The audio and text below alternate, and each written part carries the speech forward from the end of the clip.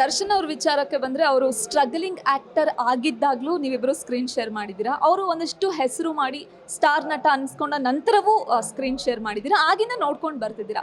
So Bhavana ಅವರು ಕಂಡಂತಹ ದರ್ಶನ್ ಹೇಗಿದ್ರು? ಇಲ್ಲ, ಅವರು ಕಷ್ಟಪಟ್ಟಿದ್ದಾರೆ. ಆ ಬಗ್ಗೆ ಏನು ಅದನ್ನು ಪ್ರತಿ ಸತಿ ಹೇಳೋದಾಗಲಿ ತೋರ್ಪಡಿಸೋದಾಗಲಿ ಆ ಥರದ ವ್ಯಕ್ತಿತ್ವ ಏನಲ್ಲ. ಶೈ ನೇಚರ್ಡ್ ಫಾರ್ 100%. ಶೈ ನೇಚರ್ಡ್ ಪರ್ಸನ್, ತನ್ನಷ್ಟಕ್ಕೆ ತಾನೇ ಇರೋದು ಹೆಚ್ಚು. ಎಕ್ಸ್ಟ್ರೋವರ್ಟ್ ಅಲ್ಲ ಅವರು. ನಂತರ ಹೋಗಿ ಎಲ್ಲನೂ ನಾನು ಯಾರು ಮಾತಾಡಲಿಲ್ಲ ಎಲ್ಲ ಕಡೆ ನಂಗೆ ಭಾಷೆ ಬರ್ದಿದ್ರು ಹೋಗಿ ಮಾತಾಡ್ಸ್ಬಿಡ್ತೀನಿ ನಾನು. ನಂಗೆ ತುಂಬ ಹೊತ್ತು ಸುಮ್ಮನೆ ಕೂತ್ಕೊಳ್ಳೋಕ್ಕಾಗಲ್ಲ. So I do all that. I am bit an extrovert. ಆದರೆ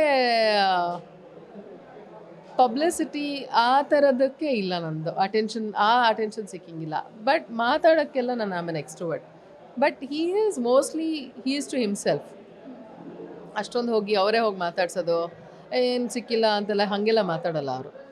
ಮೊದಲಿಂದನೂ ಇಲ್ಲ, ನಾಟ್ ಟುಡೇ. ಅವ್ರದ್ದೊಂದು ಜಾಗ ಇರುತ್ತೆ, ಅವರಲ್ಲೇ ಕೂತ್ಕೊಂಡಿರ್ತಾರೆ, ಅವರೇ ಮಾತಾಡ್ಕೊಳ್ತಾ ಇರ್ತಾರೆ ಅಷ್ಟೇ.